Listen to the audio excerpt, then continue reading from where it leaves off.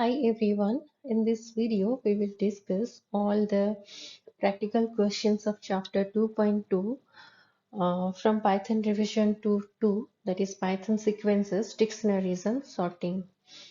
These are the questions which are present in the practical book. The first question is like this: read the following code, determine whether they will be executed or not, and explain. The code is like this: my dictionary 1 is a dictionary having values. Key is A, value is 1. Key is B, value is 2. And for key C, value is 3. Now my dictionary 1 with key value D, we are assigning the value as 4.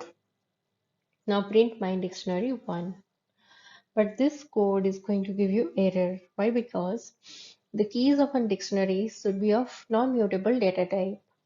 That means we can take the keys as strings.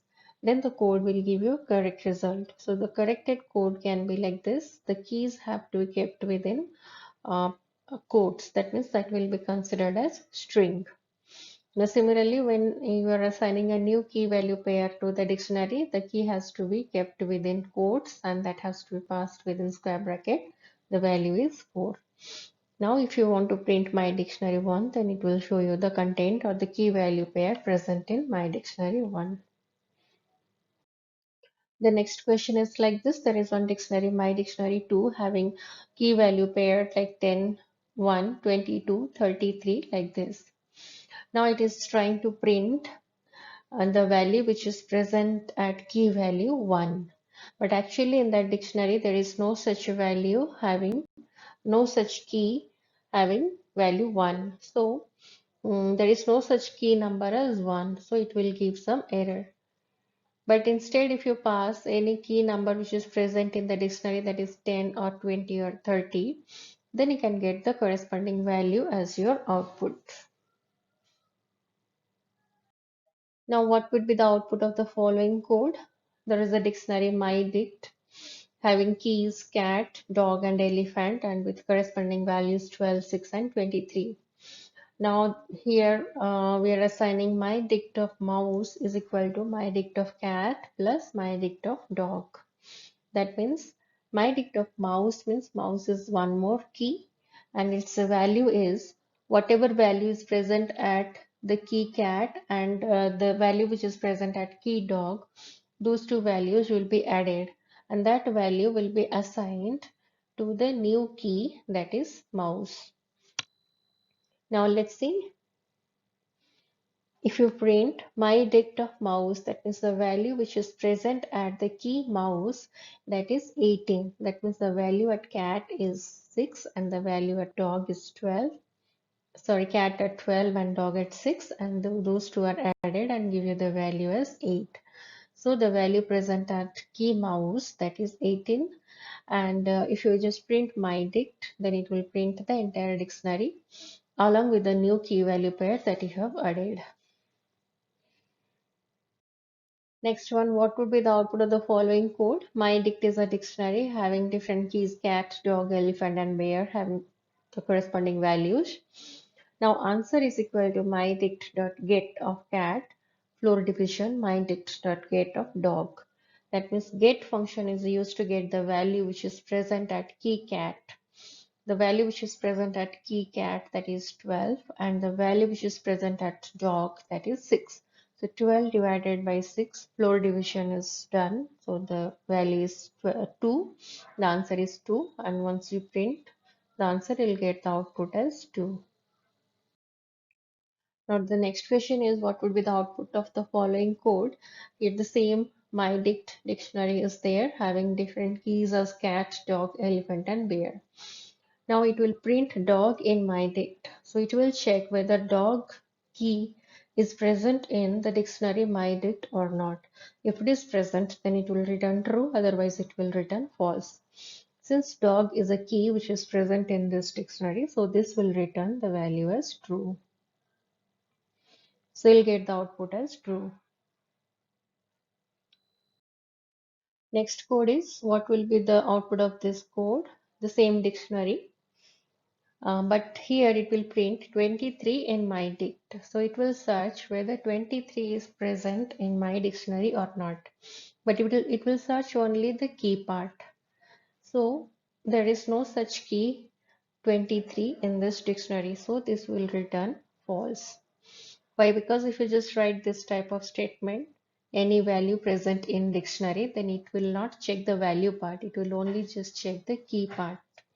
So if that is present in any of the keys, then that will return true. But since if you want to check in a values part, then you can just modify the print statement like this. Print 23 in mydict.values. If you write this code, then you'll get the output as true. That means it will check whether 23 is present in the values part of this dictionary or not. Then you'll get the result as true. But since the code is like this 23 in my dict, so it will check in the keys part, and 23 is not a key, so it will return false. Next code is like this. Total is a variable which is initialized with 0, and my dict is the same dictionary. Now for a key in my dict, if length of a key is greater than 3, then total is equal to total plus my dict within square bracket or key. So what it will do, it will check for all the keys present in this dictionary. If the length of the key is greater than 3, then the value which is present at that particular dictionary, sorry, that particular key of this dictionary, that will be added and stored in a variable called total. So here there are two keys whose length is more than 3, key elephant and key bear, and the corresponding values which are present at these two keys are 23 and 20. So these two values will be added, 23 plus 20, and you'll get the output as 43. Now here I have combined these two, question number 7 and 8. I have done it together because both are almost same question only. That means you have to create a dictionary with names as keys and phone number as values. Then you have to add some entries to this dictionary, and you have to add more entries by taking input from user. The next thing that you have to do is to ask the user a name and print the corresponding phone number. And you can see the code is like this. Let's say the dictionary is dict1, which is initialized with one key value pair. Here the key is given, this is a name, and the phone number is the value, the corresponding value. Now we will enter some new key value pairs. So entry 1 is the first entry. You can take like this, enter a name and phone number, but we have to um, give the input within eval function so that it will be considered as a part of the dictionary. Then similarly, you have to take entry 2 and entry 3. You can take more entries also. Then you have to update the dictionary with these new entries. Dict1.update within bracket entry 1, similarly entry 2 and entry 3. So these three entries, those are given by the entered by the user that will be updated in this dictionary. Now if you print dict1, then you'll get all the content. Whatever you have given, those values will be added into the dictionary. Now the next part is name is a variable which will store the name which will be entered by the user. It will ask the user to enter a name.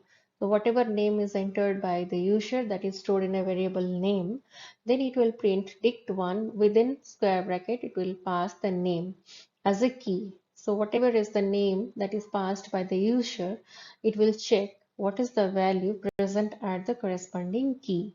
That means what is the phone number for that particular name that will be printed. Now let's see the output. Now, once you run the program, it will ask you to enter a name and phone number. And you see, you have used eval function, so you have to enter it within curly braces so that it will be considered as a part of a dictionary. And next, second name and phone number also you have passed. And third time, because we have asked for 3 times, so entry 1, entry 2, and entry 3, these three variables will be assigned with these three values which are given by the user.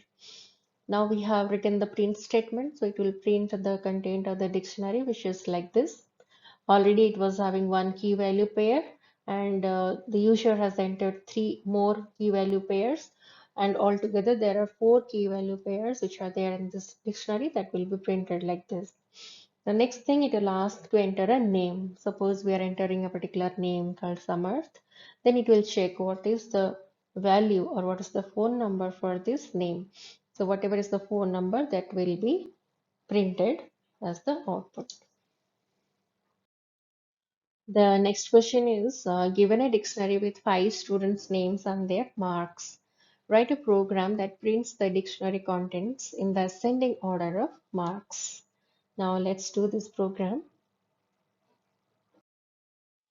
Now let's say there is a dictionary called student underscore marks, and it is having some student and its mark pair. Student names are the keys and the corresponding marks are their values. So I have entered some name and number pair, name and mark, student name and mark pairs. Now there is another one. I have created one more variable called dict1, which will store the sorted values, sorted dictionary, which will be sorted according to the marks. So here you can see, if you just use sorted function, then and you if you pass the dictionary name, then it will just sort the dictionary according to the keys. If the keys are strings, then it will sort according to the alphabetic order of the keys. Or if the keys are some integers, then it will be sorted accordingly. But if you want to sort the dictionaries, the values of the dictionary according to the value, then you have to do like this. So what I have done here, I have used a sorted function. Sorted function, when it is used, the dictionary will be sorted in ascending order of the key. But since we have to sort according to the values, then we have to use a lambda function. Before that, I have also used one more function called items. Items function returns the elements of dictionary as tuples. So whatever values are there, whatever key pair values present in the dictionary, that will be returned in a form of tuples. Each tuple has two elements. First element is key, second element is value. That means you can say for each tuple, the key value is present at the index number 0 of the tuple and value is present at the index number 1 of the tuple. Now to sort the dictionary by values, you can use a lambda function, specifying that dictionary will be sorted as per the element present at index number 1 of each tuple. So what is present at index number 1? That is the value. That means it will be sorted according to the value, not according to the key. So here we have used key is equal to lambda x, such that x is equal to x plus x within square bracket 1. That means whatever value, whatever is present at the index number 1 of the tuple, which is returned by the items function. So at index number 1, values are present, not the keys. So the dictionary will be sorted according to the values. Now once you print dict1, which is storing the sorted dictionary, then you will get the output like this. Vikas 70, that's the first of key value pair that's having the lowest mark, so that will come first. The second one is having value mark 77. Third value is having mark 82, like this. You'll get the output. The dictionary will be sorted according to the values. Now, next question is, if every element is compared with the adjacent elements in a list physically and swaps their positions if they are not in proper order, then the our process goes on until the last element. The same process goes on for the remaining iterations. After each iteration, we'll get the largest element among the unsorted elements is placed at the end. So this kind of sorting method is called bubble sort. Then the another kind of sorting technique in which the list is virtually split into two parts, a sorted and an unsorted part. In every iteration, values from the unsorted part are picked and placed at the correct position in the sorted part, and then the element is removed from the unsorted part. This kind of sorting technique is called insertion sort. Now the next question is to carefully go through the code of bubble sort technique, and it is creating some problem. Figure out the problem and correct it. Try writing efficient solution of the problem. Let's see what's the code. Now the code is like this. There is one array, ARR. I have taken one array that is having some values, let's say 4, 2, 3, 7, 1, 9, 6, 8, like this. N is equal to length of the array. Here n will be 9 because there are 9 values present in this array, and the index numbers will range from 0 to 8. Now for I in range n, that is given in the question, I in range n, and for j in range n, we are doing bubble sort. In bubble sort, what happens actually? Every element will be compared with its adjacent elements. If it is not in proper position, then they will be swapped like this. So we can take for I in range n minus 1 instead of taking I in range n. Why? Because every time it will be compared with the next element. So if you just iterate through 0 to n minus 1, then you can get it. Like the last iteration will be between n minus 1 and n. So if you take the range as I in range n, then it will continue till n to n plus 1. But actually there are n elements. So we can take n minus 1. So it will range from 0 till 7 instead of 8. If you take n for I in range n, then iteration will be from 0 to 8. But if you take I in range n minus 1, then it will be from 0 till 7. That is enough for us. Why? Because the last comparison will be made between the elements at index number 7 and index number 7 plus 1, that is 8. So if you take the last range as 8, then the last comparison will be made between 8 and the next element, 8 plus 1, 9. So that is actually no use. So no need to specify I in range n, we can specify I in range n minus 1.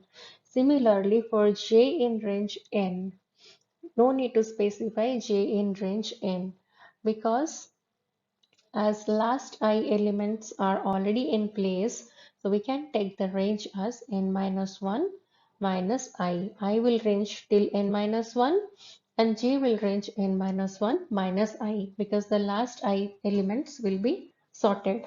After each iteration, the last I elements will be in its proper order. Then the code goes like this. If error of j is greater than error of j plus 1, that means if the first element is greater than the next element, then those two will be swapped.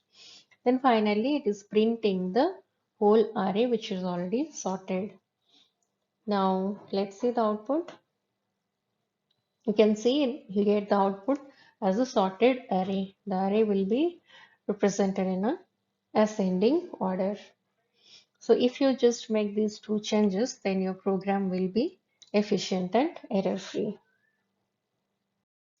Now find out the problem in the following code of insertion sort technique and state the problem and suggest the solution for it. Now here also we will take one array with some values. N is equal to length of array. Here we have taken 9 values, so n will be 9 and the index value will range from 0 to 8. Now for I in range n, that's the question. For I in range n, P is equal to ARR of I and J is equal to I minus 1. So here you can see if you take for I in range n, that means I will range from 0 to n. It will traverse from 0 to n. And inside you can see j is equal to I minus 1. So if I will start with 0, then j value, first value of j will be 0 minus 1, that is minus 1. So if j will be minus 1, then there is no use. We have to iterate from 0 is equal to 0 to j is equal to 0 to j is equal to I minus 1. But if you take j is equal to minus 1, then that particular iteration will not yield any result. So that will make our code more inefficient. So to make it efficient, we can start the range from 1 to n for I in range 1 to n. So it will traverse from 1 to n instead of 0 to n. Otherwise, you can see the first value of j will be minus 1 and while loop will not execute it for that value. Now to make the program more efficient, we can start the for loop from 1 to n. Then k is equal to ARR of I, that means whatever is value present at index number 1, that is the value which is stored in a variable key. Now j will store I minus 1, that j value will be 0. Now while j is greater than equal to 0 and k is less than ARR of j, that means j will iterate through 0 to I minus 1. Then you will do the proper modifications of the swappings can do there. Now for I in range n, print the values. I can see the output like this. The array will be sorted in ascending order. So this is the minor change you can make in this program. Otherwise the code will run fine. There is no problem in this code. But if you just modify this range, then the program will be more efficient. Now here is the solutions of practical book chapter 2.2, Python sequences dictionary and sorting. Now stay tuned for more solutions and do subscribe, and also you can check for the solutions of other chapters which are given in the description box, and if there is any doubt you can put it in comment section. Thank you.